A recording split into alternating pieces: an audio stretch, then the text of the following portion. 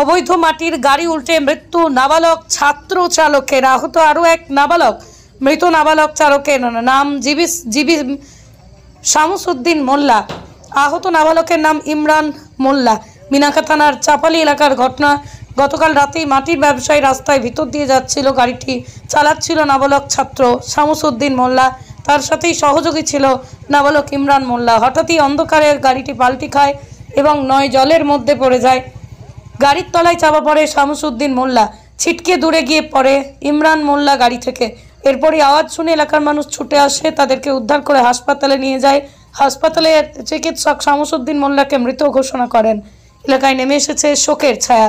তবে এখানে একটা বড় প্রশ্ন, গাড়ির মালিক কিভাবে একটা 16 বছরের নাবালক ছাত্রকে দিয়ে গাড়ি চালাচ্ছিলেন? নাবালককে দিয়ে গাড়ি চালানো আইনত অপরাধ।